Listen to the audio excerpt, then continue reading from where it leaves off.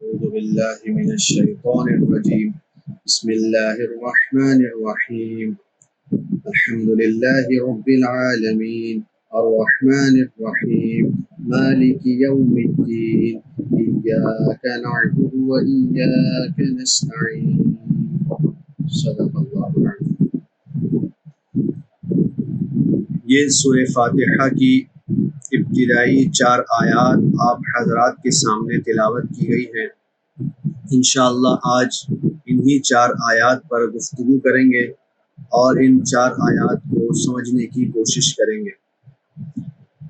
ان آیات کو سمجھنے سے پہلے ہم کچھ گفتگو بسم اللہ پر کر لیتے ہیں. اس بات پر سب کا اتفاق ہے کہ بسم اللہ الرحمن الرحیم سورۃ النمل کا ایک جز اور حصہ ہے. انہ من سلیمان و انہ بسم اللہ الرحمن الرحیم. یہ جو بسم اللہ سورۃ النمل کے اندر موجود ہے یہ بالاتفاق قرآن پاک کا جز ہے. اور اس بات پر بھی سب کا اتفاق ہے کہ سورہ توبہ کے علاوہ تمام سورتوں کی ابتدا میں بسم اللہ پڑھی جائے گی. البتہ اس بات میں اختلاف ہے کہ بسم اللہ سورہ فاتحہ اور ہر سورت کا جز ہے یا نہیں.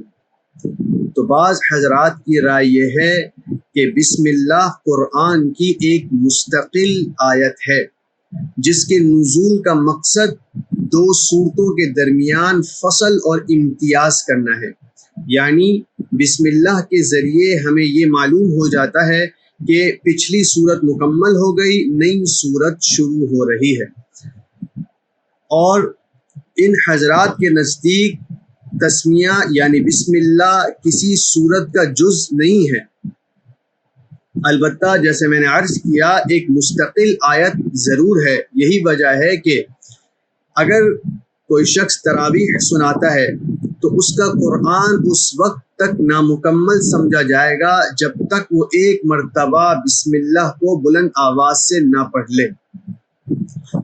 دوسرے بعض حضرات کی رائے یہ ہے کہ بسم اللہ سورہ فاتحہ اور تمام سورتوں کا ایک جز ہے، حصہ ہے. بہرحال بسم اللہ سورت کا جز ہو یا نہ ہو ہمیں یہ حکم ضرور ہے کہ ہر سورت کی ابتدا میں بسم اللہ پڑھی جائے گی. اس کی وجہ کیا ہے؟ کیونکہ مشرکین کے یہاں یہ رواج تھا کہ وہ اپنے ہر کام کی ابتدا میں بسم اللہ والعزیٰ پڑھا کرتے تھے. یعنی لات اور عزیٰ یہ ان کے 2 بتوں کے نام ہیں، انہی کے نام پر اپنے کاموں کی ابتدا کیا کرتے تھے. تو اس جاہلیت کی مشرکانہ رسم کو ختم کرنے کے لیے حضرت جبریل علیہ السلام جو پہلا پیغام خدا کی طرف سے لائے وہ کیا تھا؟ اقرأ بسم ربک الذی خلق. اپنے رب کے نام پر پڑھیے. تو جس نام پر پڑھنے کا حکم دیا گیا وہ اللہ کا نام ہے. اسی طرح بعض روایات میں موجود ہے کہ آپ علیہ السلام نے فرمایا ہر وہ کام جو اہمیت کا حامل ہو، جو معزز اور مکرم کام ہو، اس کی ابتدا اگر بسم اللہ سے نہ کی جائے تو وہ نہ تمام نہ مکمل بے برکت رہتا ہے. روایات کے الفاظ ہیں کل امر ذی بال لم یبدأ ببسم اللہ فہو اقطع، اور ایک روایت میں فہو اجزم، یعنی یہ بے برکت نامکمل رہتا ہے. تو ہمیں یہ حکم دیا گیا ہے کہ ہر اچھے کام سے پہلے، ہر اہمیت والے کام سے پہلے بسم اللہ پڑھی جائے. اب سوال یہ پیدا ہوتا ہے کہ آپ نے کہا کہ جس کام سے پہلے بسم اللہ نہ پڑھی جائے وہ بے برکت نامکمل رہتا ہے، لیکن ہم تو یہ دیکھتے ہیں کہ بہت سے کام ایسے ہیں جنہیں ہم بسم اللہ کے بغیر شروع کر دیتے ہیں لیکن وہ مکمل بھی ہو جاتے ہیں، اور جو ان سے مقصد ہے وہ حاصل بھی ہو جاتا ہے. مثلا ہم کھانا کھاتے ہیں بسم اللہ کے بغیر پیٹ بھر جاتا ہے، پانی پیتے ہیں پیٹ بھر جاتا ہے، بغیر بسم اللہ کے سو جاتے ہیں نیند مکمل ہو جاتی ہے. تو بالکل ایسا ہی ہے. اللہ تعالیٰ نے چند کام دنیا میں جو مقرر کر رکھے ہیں وہ اسی طرح ہوں گے جو مقرر کیے گئے ہیں، یعنی وہ اپنا نتیجہ بہرحال دیں گے، چاہے بسم اللہ پڑھی گئی ہو یا بسم اللہ نہ پڑھی گئی ہو۔ لیکن ایک ظاہری معاملات ہوتے ہیں، ایک روحانی معاملات ہوتے ہیں۔ جہاں تک ظاہری معاملات کا تعلق ہے تو اسی طرح ہے جیسے بیان کیا گیا، یعنی چاہے بسم اللہ پڑھی جائے یا نہ پڑھی جائے، وہ کام جو مقرر ہیں وہ اپنا نتیجہ دیں گے۔ جو انسان کھانا کھائے گا اس کا پیٹ بھر جائے گا، جو پانی پیے گا اس کا پیٹ بھر جائے گا، جو سوئے گا اس کی نیند مکمل ہو جائے گی۔ لیکن جو روحانی معاملات سے واقف ہے وہ ہمیں بتاتا ہے کہ جو کام اللہ کے نام کے بغیر شروع کر دیا جائے وہ بے برکت نامکمل رہتا ہے۔ سنن ابی داؤد کی روایت ہے، ایک شخص آپ علیہ السلام کے سامنے بیٹھا کھانا کھا رہا تھا اور اس نے کھانے کی ابتدا میں بسم اللہ نہیں پڑھی تھی۔ آپ علیہ السلام وہاں موجود تھے، یہ منظر دیکھ رہے تھے۔ اب کھانا مکمل ہونے لگا تھا، آخری لقمہ باقی تھا۔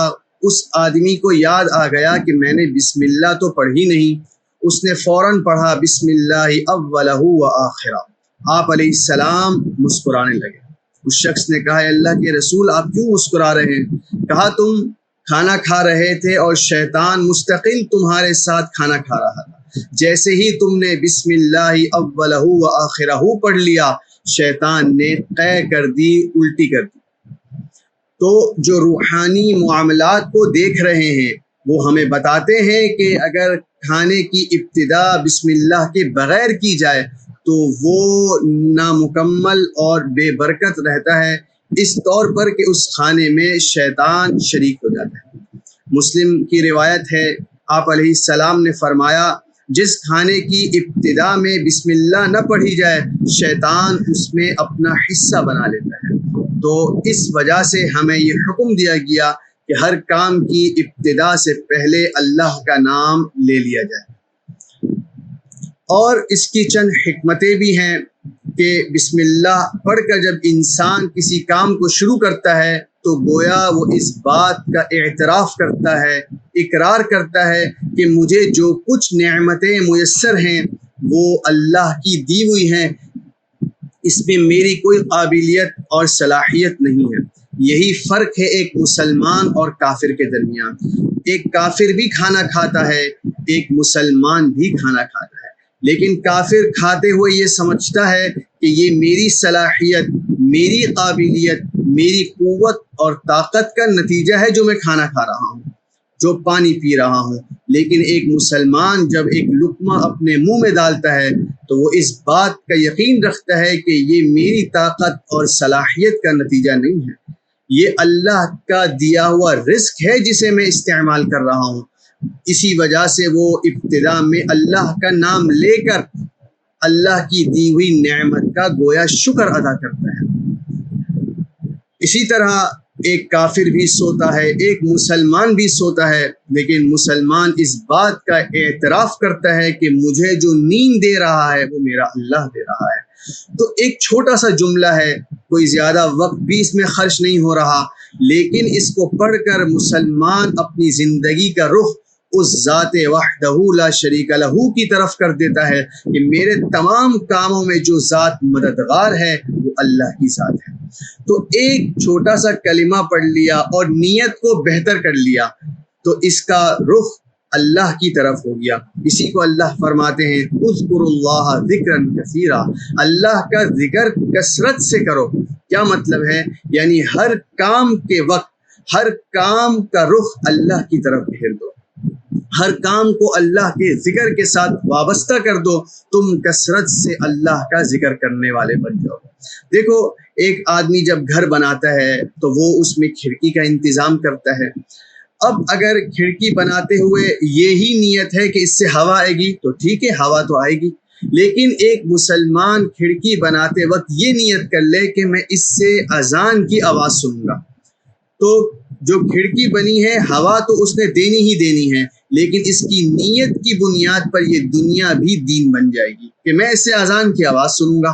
تو ایک انسان، ایک مسلمان جو کام کرے اس میں اپنی نیت کو بہتر کر لے. نیت المؤمن خیر من عملی، مؤمن کی نیت اس کے عمل سے بہتر ہوتی ہے. بہرحال یہ تسمیہ کے متعلق چند گزارشات تھی جو آپ کے سامنے پیش کی گئی. اب ہم سورۃ الفاتحہ کی طرف چلتے ہیں. سورۃ الفاتحہ یہ مکی سورت ہے، یعنی ہجرت سے پہلے نازل ہوئی. اس کی بالاتفاق 7 آیات ہیں اور اس سورہ کے چند نام ہیں. سورۃ الشفا بھی اس کو کہتے ہیں کیونکہ روایات میں آتا ہے کہ سورۃ الفاتحہ ہر بیماری کا علاج ہے. اسی طرح اس کو سورۃ الکافیہ بھی کہتے ہیں، یعنی یہ کفایت کرنے والی سورت ہے. اس کو تعلیم المسئلہ بھی کہتے ہیں کیونکہ اس میں باری تعالیٰ سوال کرنے کا ڈھنگ سکھا رہے ہیں.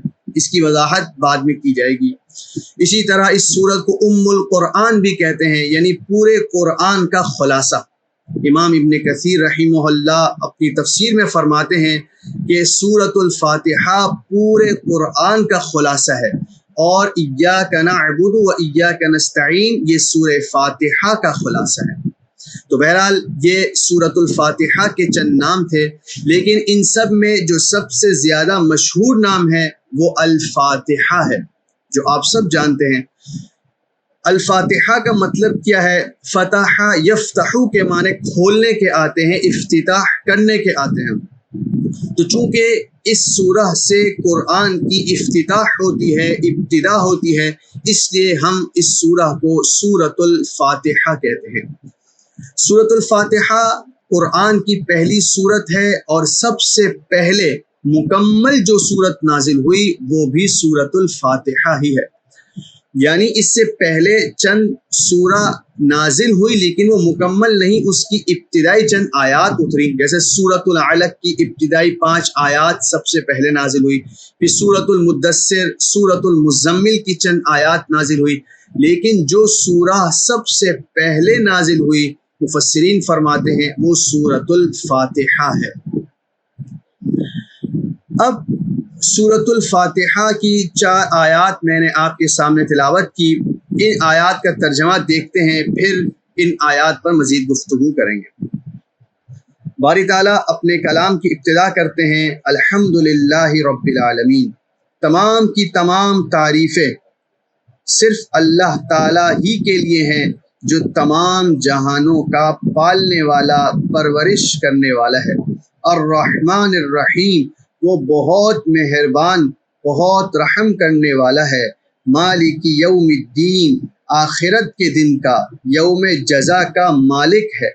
ایاک نعبد و ایاک نستعین، اے اللہ ہم آپ ہی کی عبادت کرتے ہیں اور آپ ہی سے مدد چاہتے ہیں، آپ ہی کے سامنے دست سوال دراز کرتے ہیں، آپ ہی کے سامنے اپنی حاجات رکھتے ہیں.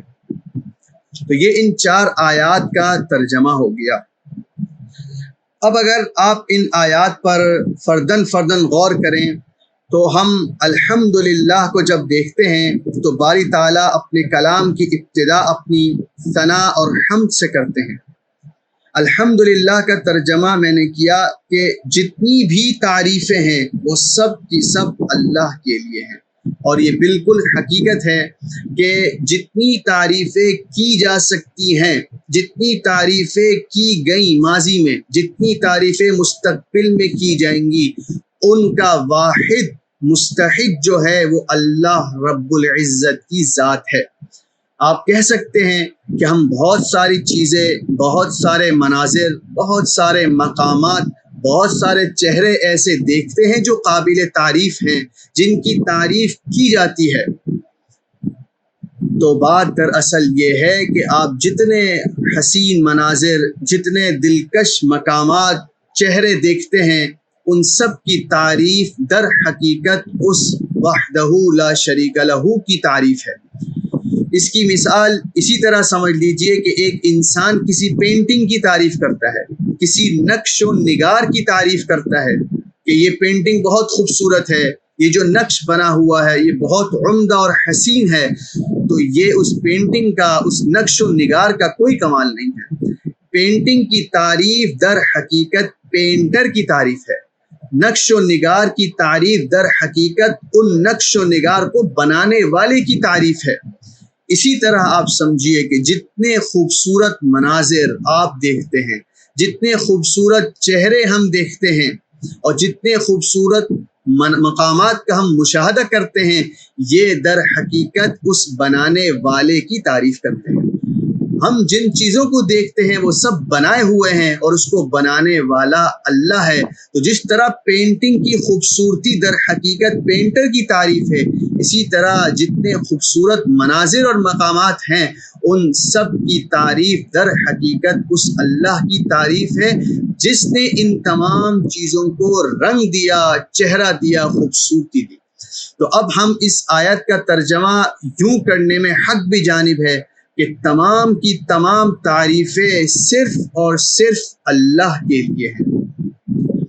جب تمام کی تمام تعریفیں اللہ کے لیے ثابت ہو گئیں تو عبادت کا مستحق بھی وہ تنہا ہی ہے، کیونکہ جتنی چیزیں ہم دیکھتے ہیں، جتنے لوگ ہم دیکھتے ہیں، جتنی چیزیں ہماری آنکھوں کے سامنے سے گزرتی ہیں، چونکہ وہ قابل تعریف ہی نہیں ہے حقیقتاً، تو جو قابل تعریف ہے، جس کی تمام تعریفات ہیں، ہم اسی کی عبادت کرتے ہیں اور عبادت اسی کی جائے گی جو تعریفوں کا مستحق ہو۔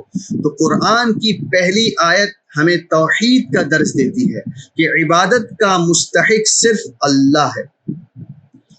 اس کے بعد رب العالمین، یہ اللہ کی صفت ہے کہ تمام جہانوں کا رب ہے۔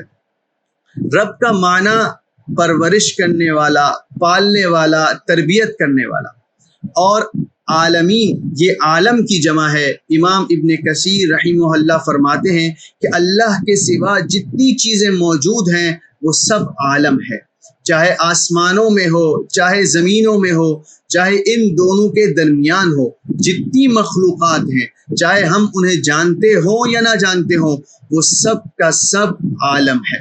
اسی کو اللہ تعالیٰ فرماتے ہیں وَمَا يَعْلَمُ جُنُودَ رَبِّكَ إِلَّا هُوَ، اللہ کے لشکر کو اس کے سوا کوئی نہیں جانتا۔ تو اللہ کی کتنی مخلوقات ہیں آسمانوں اور زمینوں میں اور اس کے درمیان میں، یہ ہم نہیں جانتے۔ اللہ ہمیں یہاں بتاتے ہیں کہ اللہ سارے جہانوں کے رب ہیں۔ جتنے جہاں تمہارے علم میں ہیں اور جتنے تمہارے علم میں نہیں، ان سب کا پالنے والا صرف اور صرف اللہ ہے۔ اب یہاں آپ رب کے لفظ پر غور کیجئے تو اس سے ملحدین کی ایک قسم ڈیزم کا رد ہو جاتا ہے۔ ڈیزم کیا تصور پیش کرتے ہیں؟ وہ اس بات کو تو مانتے ہیں کہ اس کائنات کا ایک خالق ہے، پیدا کرنے والا ہے، لیکن ساتھ ہی وہ یہ بھی کہتے ہیں کہ اللہ نے، یعنی جو اس کائنات کا بنانے والا ہے، وہ اس کائنات کو بنا کے اس کائنات سے بالکل بے تعلق، لا تعلق ہو گیا۔ اب اس کا کوئی حکم اس کائنات میں نہیں چلتا، اس کا کوئی نظام اس کائنات میں نہیں چلتا۔ تو سوال ہوتا ہے کائنات پھر کیسے چل رہی ہے؟ تو وہ کہتے ہیں کہ اللہ نے جب اس کائنات کو بنایا تو اس کائنات میں چند قوانین مقرر کر دیے۔ اب یہ کائنات جو چل رہی ہے وہ انہی قوانین کی بنیاد پر چل رہی ہے، اس کو چلانے میں اللہ کا کوئی عمل دخل نہیں ہے۔ تو اللہ تعالیٰ رب کے لفظ سے ان کے اس تصور، ان کے اس باطل عقیدے کی تردید کرتے ہیں، کیونکہ میں نے آپ کو بتلایا کہ عرض کیا کہ رب کسے کہتے ہیں؟ رب کہتے ہیں پالنے والے کو، اور پالنے والے کا مطلب ہی یہ ہے کہ جس چیز کو وہ پال رہا ہے وہ کبھی بھی رب سے دور نہیں ہو سکتی، کبھی بھی رب سے مستغنی نہیں ہو سکتی۔ جیسے ایک ماں اپنے بچے کی تربیت کرتی ہے تو بچہ ہر وقت اپنی ماں کا محتاج رہتا ہے، اسی طرح یہ پوری کائنات اللہ تعالیٰ اس کی تربیت اور پرورش کر رہے ہیں، تو یہ کائنات اسی لمحے بھی اللہ سے مستغنی نہیں ہو سکتی، بلکہ ہر لمحہ، ہر لحظہ یہ باری تعالیٰ کی محتاج ہے۔ تو ڈیزم کا یہ کہنا کہ اللہ نے اس کائنات کو بنایا اور اس سے بے تعلق اور لا تعلق ہو گیا، یہ بالکل باطل ہے اور رب کے لفظ کے منافی ہے، اور رب کا لفظ اس عقیدے، اس نظریے کی تردید کرتا ہے۔ آگے اللہ تعالیٰ اپنی مزید دو صفتوں کو ذکر کرتے ہیں، الرحمن الرحیم، اللہ بہت مہربان، نہایت رحم کرنے والا ہے۔ اگر آپ ان دونوں لفظوں کو دیکھیں تو یہ دونوں رحمت کا معنی دیتے ہیں. ہم نے ترجمہ کیا بہت مہربان، بہت رحم کرنے والا، لیکن ان دونوں میں کچھ فرق ہے. وہ فرق کیا ہے؟ یہ رحمان اس ذات کو کہا جائے گا جس کی رحمت انتہائی وسیع ہو، یعنی جتنے لوگ موجود ہیں، چاہے مسلمان ہو چاہے کافر ہوں، ان سب پر اس کی رحمت چھائی ہوئی ہے. جتنے لوگ ماضی میں گزر گئے ان سب پر اس کی رحمت حاوی ہے. جتنے لوگ مستقبل میں آئیں گے وہ سب اس رحمت سے فائدہ اٹھائیں گے. تو رحمت کے مفہوم کے اندر وسعت ہے، یعنی آپ کہہ سکتے ہیں یہ رحمت کوانٹیٹی کے اعتبار سے ہے اور رحیم کوالٹی کے اعتبار سے ہے. رحیم کا مطلب، رحیم اس ذات کو کہیں گے جس کی رحمت کامل اور مکمل ہو، اور قطع نظر اس سے کہ وہ کتنے لوگوں پر حاوی ہے. تو رحمان کے اندر رحمت کی وسعت ہے، رحیم کے اندر رحمت کا کمال ہے.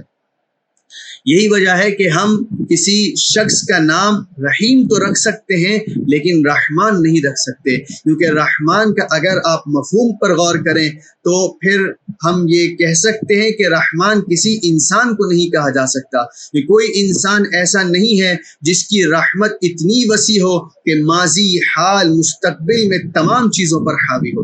لیکن یہ کہہ سکتے ہیں کہ ایک آدمی رحیم ہے، اس کی رحمت کامل ہے.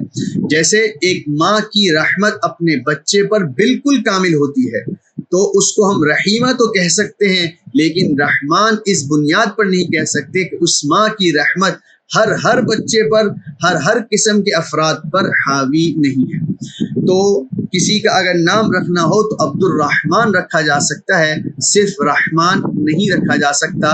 البتہ صرف رحیم رکھا جا سکتا ہے، اور صرف رحیم کا اطلاق قرآن میں حضور صلی اللہ علیہ وسلم کی ذات پر بھی کیا گیا ہے. وَبِالْمُؤْمِنِينَ رَءُوفٌ الرحیم، کہ محمد صلی اللہ علیہ وسلم ایمان والوں پر بڑے مہربان اور رحم کرنے والے ہیں.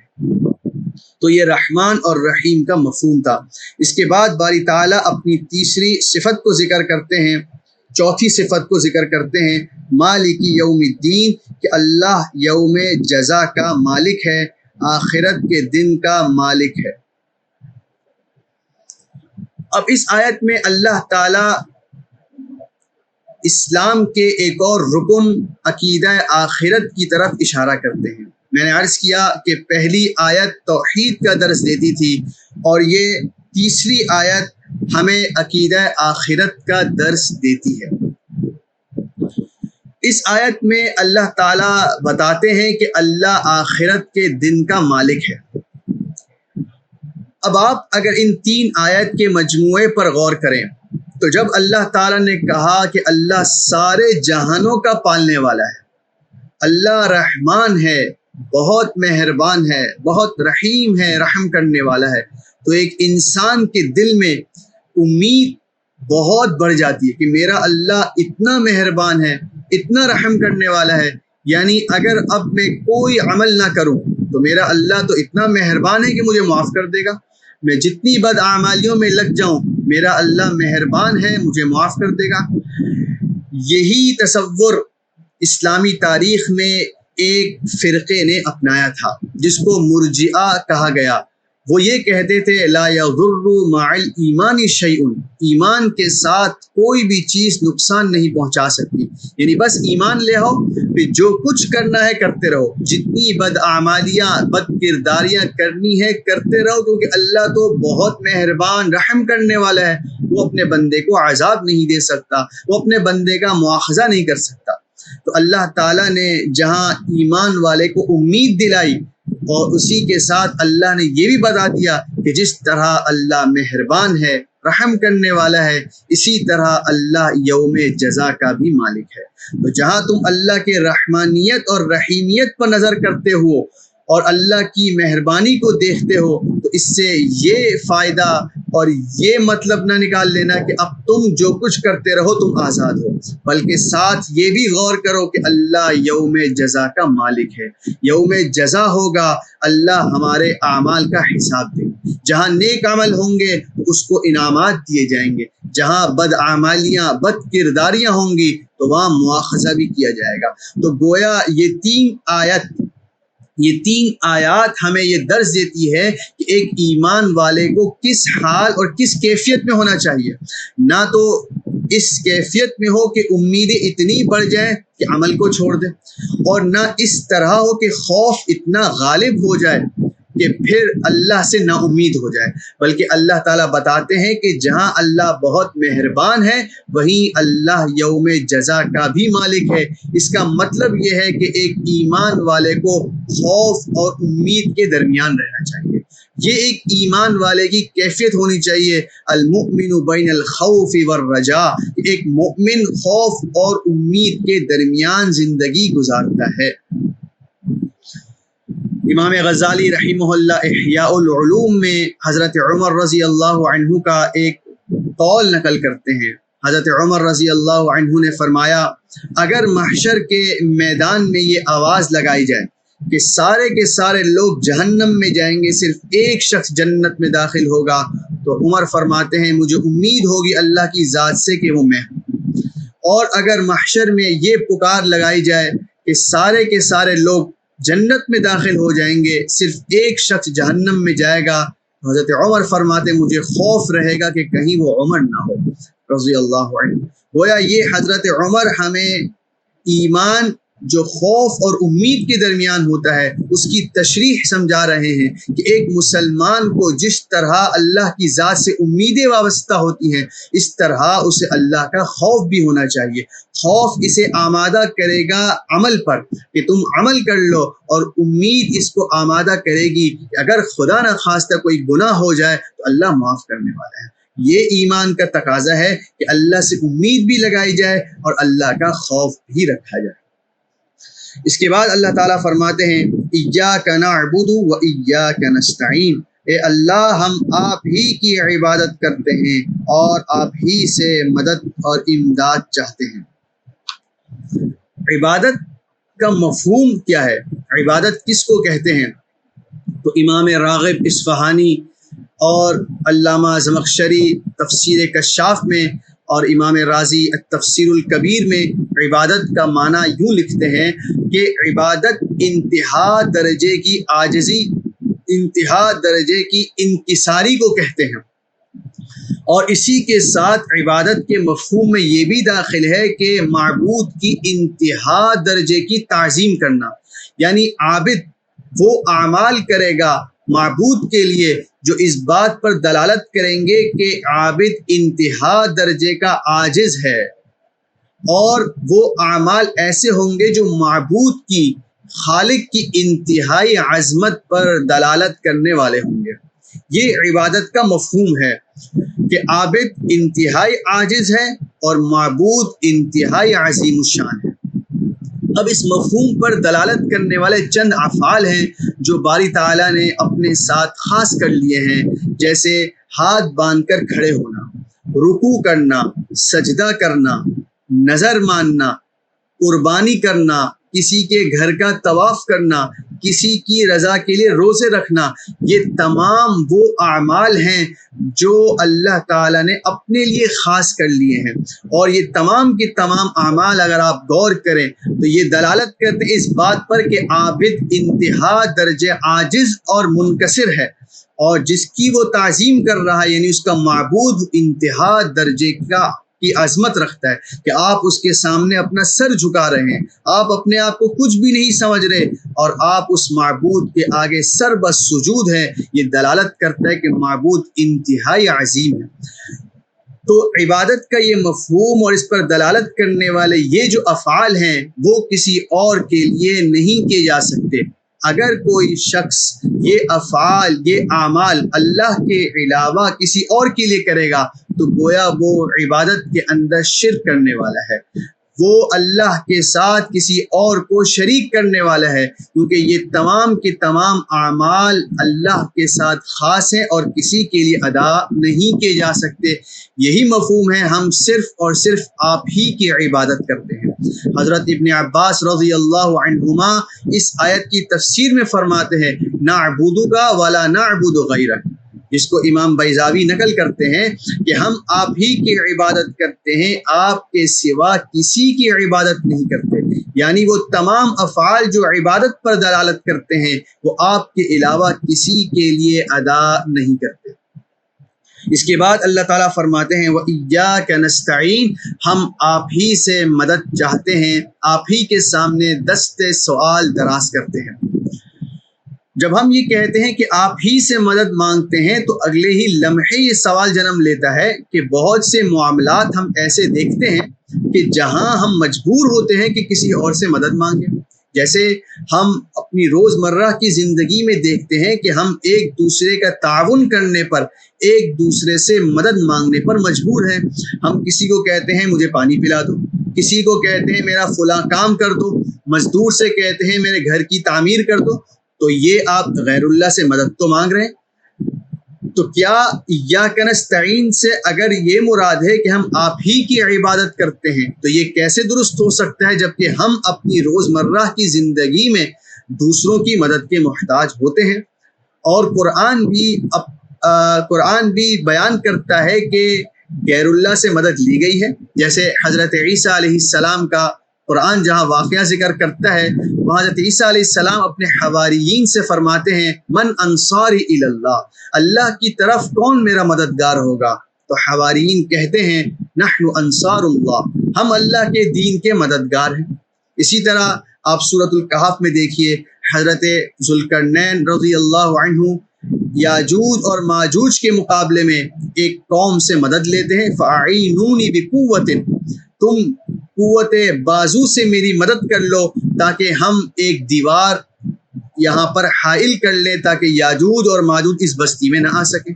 تو آپ دیکھیں کہ یہاں پر غیر اللہ سے تو مدد لی جا رہی ہے۔ تو یاد رکھیے گا استعانت کی، مدد حاصل کرنے کی دو قسمیں ہیں۔ ایک استعانت یہ ہے کہ ہم جو روزمرہ کی زندگی میں ایک دوسرے کی مدد کرتے ہیں، اور اس مدد کی صورت کیا ہوتی ہے؟ جس کو ہم مدد کے لیے پکارتے ہیں ایک تو وہ ہمارے سامنے ہوتا ہے، وہ ہمارے سامنے موجود ہوتا ہے، اور جس کام کا ہم اس سے مطالبہ کرتے ہیں یہ وہ کام ہوتا ہے جو عام طور پر لوگ ایک دوسرے کے لیے کیا کرتے ہیں، پانی پلانا، مدد کرنا، کام کر دینا۔ تو یہ وہ معاملات ہیں جو تحت الاسباب ہوتے ہیں کہ عام طور پر لوگ ایک دوسرے کے لیے یہ کیا کرتے ہیں۔ اور قرآن پاک میں حضرت عیسیٰ علیہ السلام، حضرت ذوالقرنین کا جو واقعہ مذکور ہے اور ان کا مدد طلب کرنے کا جو ذکر ہے وہ بھی اسی طرح کی مدد ہے کہ جن سے وہ مدد لے رہے ہیں وہ ان کے سامنے موجود ہے، اور پھر ایسے معاملات میں مدد لے رہے ہیں کہ عام طور پر لوگ ایک دوسرے کے لیے اس طرح کی مدد کیا کرتے ہیں۔ کوئی کہے کہ بھائی آؤ میرے ساتھ مدد کر دو، ہم یہ دیوار کھڑی کر لیتے، تو یہ تحت الاسباب مدد ہے اور یہ بالکل جائز ہے، اس کی کوئی ممانعت نہیں۔ یہاں پر جس استعانت کا ذکر کیا جا رہا ہے یہ وہ نہیں جو ابھی بیان کی گئی۔ ایک استعانت اور مدد طلب کرنا یہ ہے کہ جو ہم غیبی طور پر کسی کو پکارتے ہیں، یعنی جس کو پکارا جا رہا ہے وہ ہمارے سامنے موجود نہیں ہے، اور جس کام کے لیے پکارا جا رہا ہے وہ ایسا ہے جو انسانوں کے بس کا بھی نہیں ہے۔ مثلاً ہم کہتے ہیں کہ اے اللہ رزق میں فراوانی کر دو، اے اللہ بارش برسا دیں، اے اللہ اولاد دے دیں، اے اللہ فلاں بیماری کو ٹال دیں۔ تو یہ سارے وہ مطالبات ہیں جو انسان کے بس سے باہر ہیں۔ تو اگر کوئی شخص کسی پیغمبر کو، کسی نبی کو، کسی ولی کو، کسی پیر کو، کسی فرشتے کو ان امداد کے لیے پکارتا ہے کہ تم مجھے بیٹا دے دو، تم مجھے اولاد دے دو، میرے رزق میں برکت پیدا کر دو، اور اس کے نام پر قربانی کر رہا ہے اور اس سے مدد طلب کر رہا ہے، تو یہ صورت ناجائز ہے اور شرک ہے۔ یہیں اس صورت کے اندر اسی کو بیان کیا جا رہا ہے کہ وَإِيَّاكَ نَسْتَعِينُ، ہم آپ ہی سے مدد طلب کرتے ہیں، یعنی وہ امور جو ما فوق الاسباب ہیں، جو انسانوں کے بس کے نہیں ہیں، ہم اس میں آپ ہی کو پکارتے ہیں، آپ ہی سے مدد مانگتے ہیں۔ لہٰذا اگر کوئی شخص کسی ایسی ہستی کو پکارتا ہے جو اس کے سامنے موجود نہیں ہے بلکہ قبر میں ہے یا کہیں اور ہے، اور اس کو آواز لگاتا ہے، اس کو ندا لگاتا ہے، اور اس سے ایسے کاموں کا مطالبہ کرتا ہے جو اللہ کے ساتھ مخصوص ہیں، تو بہرحال یہ شرک ہوگا اور یہ غیر اللہ سے استعانت اور امداد طلب کرنا ہوگا۔ اس کی اللہ تعالیٰ ممانعت فرماتے ہیں اور سورہ فاتحہ کے اندر واضح طور پر بیان کر دیتے ہیں کہ تم اس طرح کہو کہ ہم آپ ہی کی عبادت کرتے ہیں، یعنی آپ کے علاوہ کسی کی عبادت نہیں کرتے، اور تم یہ کہو کہ ہم آپ ہی سے مدد چاہتے ہیں، آپ کے علاوہ کسی کے سامنے دست سوال دراز نہیں کرتے، کسی کی امداد اور مدد نہیں چاہتے، ہمارا سر آپ کے دربار پر ہی جھکے گا۔ تو یہاں سورہ فاتحہ کی 4 آیات کا ترجمہ اور تفسیر مکمل ہوئی۔ انشاءاللہ بقیہ آیات کی تفسیر اگلے درس میں کریں گے۔ آج یہیں پر اکتفا کرتا ہوں۔ وآخر دعوانا ان الحمد للہ رب العالمین۔